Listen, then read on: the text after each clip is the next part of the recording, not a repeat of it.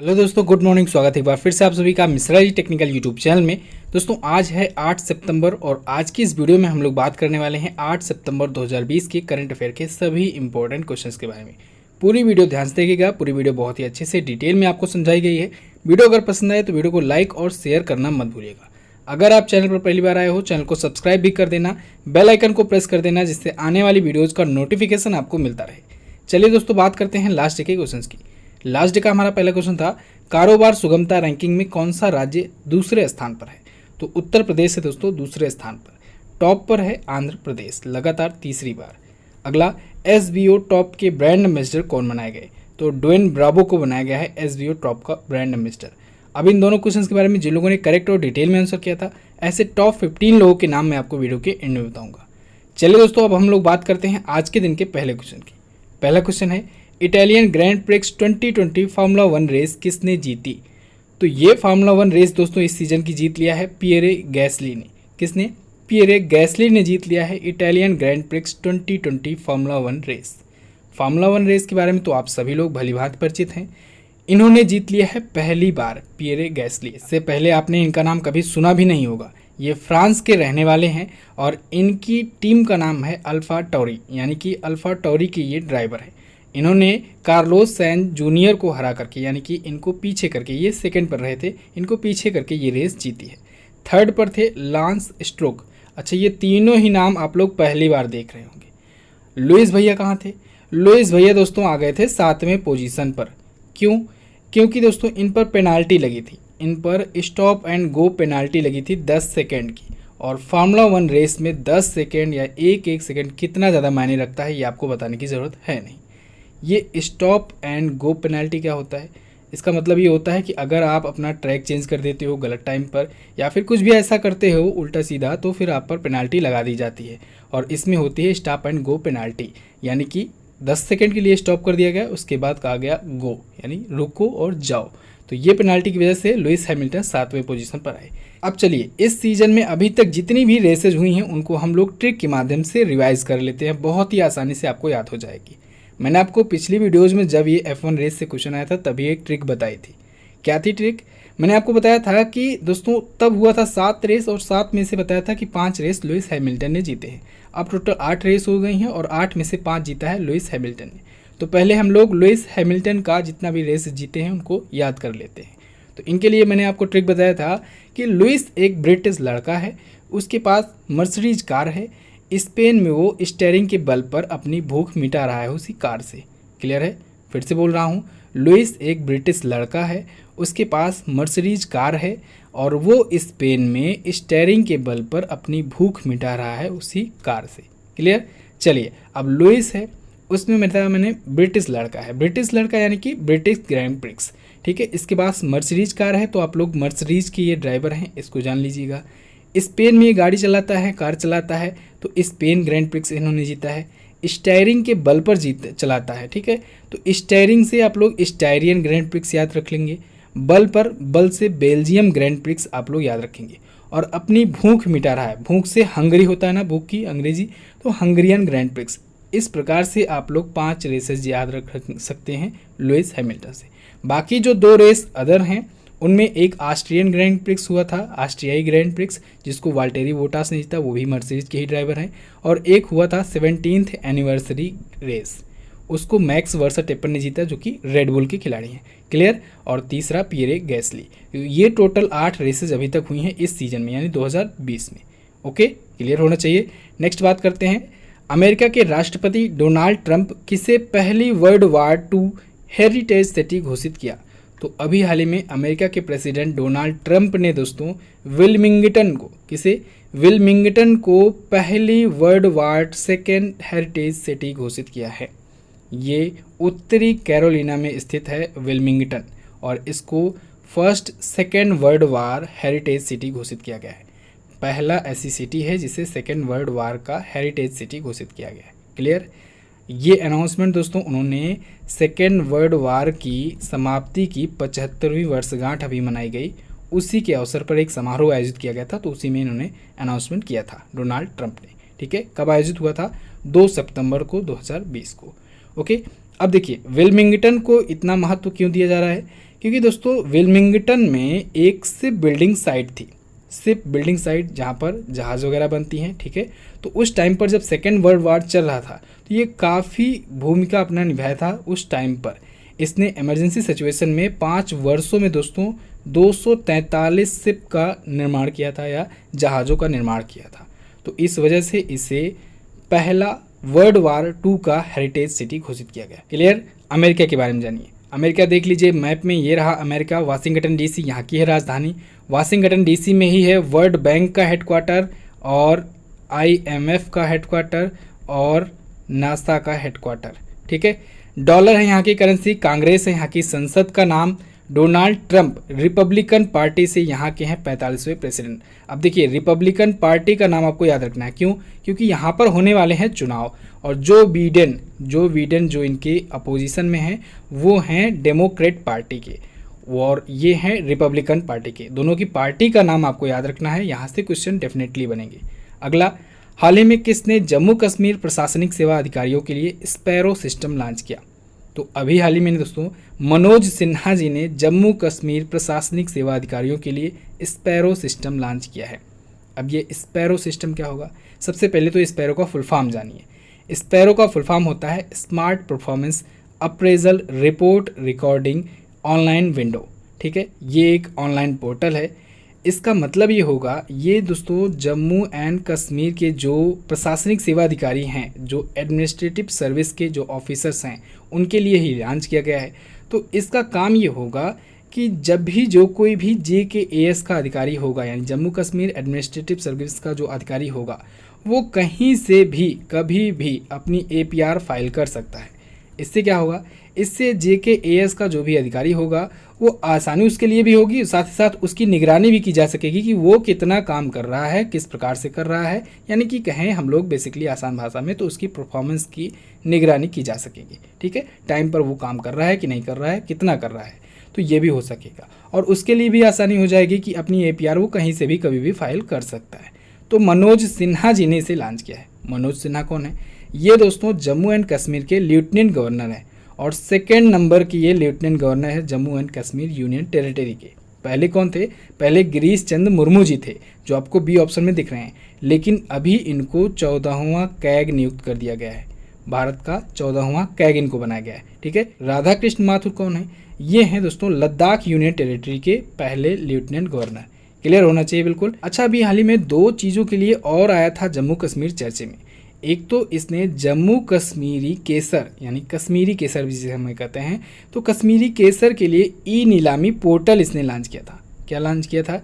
ई-नीलामी portal. अच्छा, कश्मीरी केसर को अभी हाल ही में GI टैग भी दिया गया है, इसे भी नोट कर लीजिएगा, याद रखिएगा, ठीक है।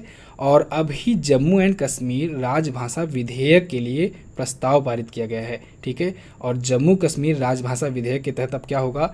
जम्मू कश्मीर की 5 भाषाएं होंगी, राजभाषाएं होंगी, ऑफिशियल लैंग्वेजेज होंगी और इनमें से उर्दू और इंग्लिश तो पहले से ही था, हिंदी, डोगरी और कश्मीरी फिर से जोड़ा गया है। तो अब यहाँ की 5 आधिकारिक भाषाएं होंगी। तो आगे आने वाला जो सीजन है संसद का, उसमें ये प्रस्ताव पारित किया जाएगा। ओके, अगला है राष्ट्रपति रामनाथ कोविंद जी ने कितने शिक्षकों को राष्ट्रीय शिक्षक पुरस्कार प्रदान किए? तो राष्ट्रपति रामनाथ कोविंद जी ने अभी हाल ही में 47 शिक्षकों को, टीचर्स को राष्ट्रीय शिक्षक पुरस्कार, नेशनल टीचर्स अवार्ड प्रदान किए हैं। कब? राष्ट्रीय शिक्षक दिवस के दिन 5 सितंबर के दिन इन्होंने ये अवार्ड प्रदान किए हैं। ये अवार्ड दोस्तों उन टीचर्स को दिया जाता है, उन टीचर्स को सम्मानित किया जाता है जो अपनी रिस्पॉन्सिबिलिटी के माध्यम से ना केवल सिर्फ स्कूल एजुकेशन की क्वालिटी में बदलाव लाए रहते हैं, बल्कि स्टूडेंट की लाइफ में भी चेंजेस करने में काफ़ी ज़्यादा सहयोग किए रहते हैं। तो ऐसे 47 टीचर को इस बार दिया गया है। क्लियर। नेक्स्ट बात करते हैं राष्ट्रीय शिक्षक दिवस पर। बहुत कुछ चीज़ें मैं आपको बता चुका हूँ पिछली वीडियोज़ में। अच्छा दोस्तों, आप लोग वीडियो को लाइक और शेयर नहीं करते हो। वीडियो पसंद आया करे तो लाइक और शेयर कर दिया करो, काफ़ी मेहनत से बनाई जाती है। और चैनल पर अगर पहली बार आए हो, चैनल को सब्सक्राइब भी कर दिया करो और सब्सक्राइब करने के बाद बेल आइकन को प्रेस करना मत भूलना, क्योंकि दोस्तों मैं कल एनालिटिक देख रहा था तो केवल 7% लोग ऐसे ही हैं जो बेल आइकॉन से, जो उनके पास नोटिफिकेशन जाता है उसके माध्यम से आते हैं वीडियो देखने। तो ऐसा मत करो, बेल आइकन को प्रेस कर दो जिससे नोटिफिकेशन वगैरह आप तक पहुंचता जाए। अगला है हाल ही में एशिया प्रशांत FAO क्षेत्रीय सम्मेलन 2020 का कौन सा संस्करण आयोजित हुआ? तो अभी हाल ही में दोस्तों 35वां संस्करण आयोजित हुआ एशिया प्रशांत FAO क्षेत्रीय सम्मेलन 2020 का। FAO का मतलब होता है फूड एंड एग्रीकल्चरल ऑर्गेनाइजेशन। तो ये एक वर्चुअल समिट थी और इसकी अध्यक्षता भूटान कर रहा है। ये पूछा जा सकता है अध्यक्षता कौन कर रहा है? भूटान। मेज़बान देश भी यही है। तो इसकी अध्यक्षता भूटान ने की और भारत की तरफ से भारत को रिप्रेजेंट करने के लिए, क्योंकि ये वर्चुअल समिट था तो वीडियो कॉलिंग के ही थ्रू हुआ, ठीक है। तो भारत का प्रतिनिधित्व किया पुरुषोत्तम रूपाला जी ने। किसने? पुरुषोत्तम रूपाला जी, जो कि केंद्रीय कृषि एवं किसान कल्याण राज्य मंत्री हैं। क्लियर? FAO आया है, इसके बारे में जान लीजिए। ये एक इंटरनेशनल ऑर्गेनाइजेशन है, फूड एंड एग्रीकल्चर ऑर्गेनाइजेशन। इसका हेडक्वार्टर है दोस्तों रोम में। इटली की राजधानी रोम में है इसका हेडक्वार्टर। इसकी स्थापना हुई थी 1945 में। डायरेक्टर जनरल हैं क्यू डोंग्यू। कौन है? Q Dongyu. Next, Vodafone idea ने अपना नाम बदलकर क्या रखने का फैसला किया? तो वोडाफोन आइडिया, इसने अपना नाम और लोगो दोनों चेंज कर दिया गया है। अब इसका नाम होगा VI, ठीक है। बी ऑप्शन में जो दिख रहा है VI के नाम से अब ये जाना जाएगा। इसका लोगो भी चेंज कर दिया गया है, नाम भी चेंज कर दिया गया है। अब इसके जितने भी प्रोडक्ट्स होंगे सभी पर VI लिख दिया जाएगा, सभी को VI के नाम से जाना जाएगा। आपको पता होगा दोस्तों, वोडाफोन और आइडिया ने अगस्त 2018 में अपने मर्जर की घोषणा की थी। यानी अगस्त में ये दोनों कंपनियां, ये दोनों टेलीकॉम कंपनियां एक दूसरे से मर्ज हो गई थी, ठीक है। तो वोडाफोन आइडिया यानी अब कहें VI के चेयरमैन हैं कुमार मंगलम बिरला जी और इसके CEO हैं रविंद्र टक्कर। कौन है? रविंद्र टक्कर। नेक्स्ट बात करते हैं। अगला, हाल ही में किस केंद्रीय मंत्री ने English pro mobile app launch किया? तो अभी हाल ही में दोस्तों केंद्रीय शिक्षा मंत्री रमेश पोखरियाल निशंक जी ने English pro mobile app launch किया है। ये जो इंग्लिश प्रो मोबाइल ऐप है ये हैदराबाद में स्थित एक English and foreign language university है, उसी के द्वारा डेवलप किया गया है। ये ऐप टीचर्स और स्टूडेंट्स के लिए है, बेसिकली एजुकेशनल पर्पज़ से उनके लिए यूजफुल डिजिटल टूल है एक इंग्लिश प्रो मोबाइल ऐप। तो हमारे शिक्षा मंत्री रमेश पोखरियाल निशंक जी ने इसे लॉन्च किया है, ठीक है। अच्छा, आपको पता होगा दोस्तों कि मानव संसाधन विकास मंत्रालय का नाम चेंज करके शिक्षा मंत्रालय कर दिया गया एक बार फिर से, और अब ये रमेश पोखरियाल निशंक जी शिक्षा मंत्री कहे जाएंगे, ठीक है। इसी के साथ में 34 वर्षों के बाद में भारत में नई शिक्षा नीति यानी न्यू एजुकेशन पॉलिसी भी लागू हुई है, इसे भी आपको याद रखना है। क्लियर है दोस्तों? आप लोगों के रिवीजन के लिए आज करंट अफेयर का महासंग्राम होगा 8 सितंबर यानी आज के दिन दोपहर में 12 बजे केवल और केवल MZT ऐप पर। इसमें दोस्तों पिछले एक साल का महा क्विज कराया जाएगा करंट अफेयर का। तो आप लोग बिल्कुल तैयार हो जाइए, आप अपने अंदर पूरा एग्ज़ाम वाली फीलिंग ला लीजिए। आज बिल्कुल रिवीजन स्टार्ट कर दीजिए। आज दिन भर में 12 बजे तक का टाइम है, आप लोग 12 बजे बिल्कुल तैयारी के साथ आइए, क्विज दीजिए, सॉल्व कीजिए MZT ऐप पर और पिछले एक वर्षों का आप लोग बेहतरीन तरीके से अपना टेस्ट ले लीजिए। देखिए दोस्तों, इस पर ऐसा नहीं है कि अचानक से आइडिया आया और मैंने इसको इम्प्लीमेंट कर दिया। इस पर काफ़ी दिनों से काम चल रहा है और ये एक पूरी सीरीज़ तैयार की गई है। मैं चाहता तो आप लोगों को पहले भी इन्फॉर्म कर सकता था, लेकिन मैं आप लोगों का एक सरप्राइज टेस्ट लेना चाहता था। इससे आप लोगों का ये परीक्षण हो पाता कि आप लोग की अभी तैयारी कितनी है। और ये सीरीज है क्योंकि आगे भी ऐसे टेस्ट होंगे, तो अब की बार जो होगा टेस्ट उसमें आपको मौका दिया जाएगा। तो आप लोग बिल्कुल चीटिंग मत कीजिएगा। आप लोग पहले ईमानदारी से पहला टेस्ट आप लोग दीजिए। जितना भी 12 बजे तक का टाइम है आप लोग पढ़ लीजिए, पढ़ सकिए तो उसके बाद आप लोग टेस्ट दीजिए, अपना परीक्षण कीजिए। इसके बाद जो अगली क्विज होगी उसके लिए अनाउंसमेंट की जाएगी, ठीक है, 2-3 दिन पहले। तो फिर से आप लोग रिवाइज कर लीजिएगा। वो भी होगा पिछले एक साल का कहीं से भी। इसमें पिछले एक साल से कहीं से भी कैसा भी क्वेश्चन आपसे पूछ लिया जाएगा इस क्विज में। तो आप लोग के रिवीजन के लिए इससे बेहतर और मौका कहीं नहीं मिलने वाला है। आप लोग MZT ऐप इंस्टॉल कर लीजिए नया वाला और ठीक 12 बजे दोपहर में तैयार रहिएगा MZT ऐप पर इस क्विज को सॉल्व करने के लिए। अच्छा, अब आप लोगों को भी दोस्तों मेरी थोड़ी सी हेल्प करनी होगी।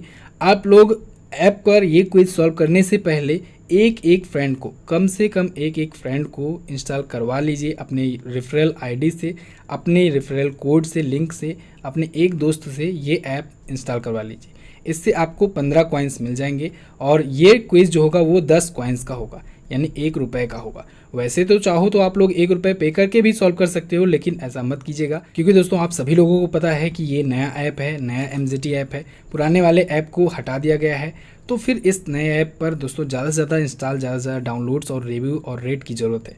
तो आप लोग प्लीज़ लोगों से शेयर करिए इस ऐप को ज़्यादा से ज़्यादा कहिए डाउनलोड करने को, और इसी बहाने आप लोग क्विज सॉल्व कर लीजिएगा। चलिए बात करते हैं अगले क्वेश्चन की। नेक्स्ट है, society of Indian automobiles manufacturers यानी SIAM के नए अध्यक्ष कौन बनाए गए? तो दोस्तों अभी हाल ही में केनिची आयुकावा को, किसे? केनिची आयुकावा को SIAM का नया अध्यक्ष बनाया गया है। SIAM का फुल फॉर्म होता है society of Indian automobile manufacturers. Kenichi Ayukawa जो हैं ये आए हैं दोस्तों राजन वढेरा की जगह पर। किसकी जगह पर? राजन वढेरा की जगह पर आए हुए हैं ये। अच्छा, एक और नाम याद रखिएगा, विपिन सोंधी, जो आपको बी ऑप्शन में दिख रहे हैं। विपिन सोंधी दोस्तों ये अशोका लीलैंड के MD और CEO हैं। कौन है? अशोका लीलैंड के MD और CEO हैं, और इनको SIAM का उपाध्यक्ष बनाया गया है। क्या बनाया गया? उपाध्यक्ष बनाया गया। तो अध्यक्ष बनाया गया केनिची आयुकावा को, और उपाध्यक्ष बनाया गया विपिन सोंधी को। क्लियर? नेक्स्ट बात करते हैं। अगला है, हाल ही में विंकेश गुलाटी को किसका नया अध्यक्ष बनाया गया? तो विंकेश गुलाटी को दोस्तों FADA का, फाडा का नया अध्यक्ष बनाया गया है। FADA क्या होता है? इसका मतलब होता है federation of automobiles dealers association. क्या होता है? Federation of automobiles dealers association. तो इसने अपना 35वां अध्यक्ष बनाया विंकेश गुलाटी को, 35वां अध्यक्ष। तो 2022 तक ये इस अध्यक्ष पद पर रहेंगे काबिज। विंकेश गुलाटी किसकी जगह पर आए हैं? ये आए हैं आशीष हर्षराज काले की जगह पर। किसकी? आशीष हर्षराज काले की जगह पर। नेक्स्ट बात करते हैं। अगला है, हाल ही में इंग्लैंड के खिलाड़ी इयान बेल ने संन्यास की घोषणा की। ये किस खेल से संबंधित हैं? तो इयान बेल दोस्तों इंग्लैंड के दिग्गज क्रिकेटर थे, और इन्होंने संन्यास की घोषणा कर दी है। 2004 में इन्होंने इंग्लैंड में क्रिकेट टीम से डेब्यू किया। 118 टेस्ट मैचेस खेले हैं इंग्लैंड के लिए, 161 वनडे मैचेस खेले हैं, और 8 T20 इंटरनेशनल मैचेस इन्होंने खेले हैं इंग्लैंड की तरफ से। इनके टीम में खेलने के दौरान दोस्तों इंग्लैंड की टीम ने 5 बार एशेज सीरीज जीती हैं। ठीक है, एशेज सीरीज इंग्लैंड और ऑस्ट्रेलिया के बीच में होता है, काफ़ी फेमस होता है ये, काफ़ी सम्मान का ये गेम होता है, सीरीज होता है। 5 बार एशेज सीरीज इनके खेलने के दौरान इंग्लैंड की टीम ने जीता है। इनमें से 2013 में एक बार ये मैन ऑफ द सीरीज भी घोषित किए गए थे। ठीक है, बनाए गए थे इयान बेल। तो इन्होंने संन्यास की घोषणा कर दी है। भारत के भी 2 दिग्गज क्रिकेटर अभी हाल ही में संन्यास की घोषणा की हैं, महेंद्र सिंह धोनी और सुरेश रैना। 15 अगस्त को किए थे। महेंद्र सिंह धोनी पर आपको वीडियो दी गई है।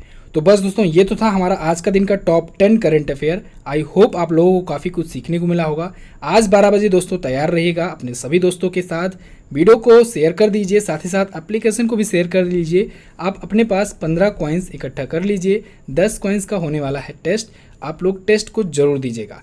चलिए बात करते हैं क्वेश्चन ऑफ द डे की। आज का पहला क्वेश्चन है, इंडो पैसिफिक क्लब में शामिल होने वाला पहला यूरोपीय देश कौन बना? कल ही मैंने आपको बताया था। अगला, पोप फ्रांसिस ने किस पुस्तक को लॉन्च करने की घोषणा की है? दोनों ही क्वेश्चन है इंपॉर्टेंट। दोनों क्वेश्चन के बारे में आपको जो पता हो डिटेल में आंसर कीजिएगा। MJT ऐप पर जाकर के इसकी क्विज भी सॉल्व कर लीजिए। आपका जो भी सजेशन हुआ करे, जो भी फीडबैक हुआ करे, बेझिझक होकर बताया कीजिए। चलिए दोस्तों बात कर लेते हैं उन लोगों के नाम की जो लोग कल की वीडियो में करेक्ट और डिटेल में आंसर किए थे। उनके नाम हैं राहुल कुमार, शिल्पी ठाकुर, उज्जवल सोनी, श्रेया गुप्ता, सुजीत यादव, शुभम यादव, रेखा बुनकर, रमजान खान, शिवानी, मनु पांडे, रविशंकर, अमृत कुमार, साहिल चौधरी, आशा, श्यामशेर कुमार। इतने लोगों ने करेक्ट और डिटेल में आंसर किया है। ऐसे ही आप लोग भी डिटेल में आंसर किया करो। मिलते हैं दोस्तों नेक्स्ट वीडियो में, तब तक के लिए नमस्कार, जय हिंद, वंदे मातरम।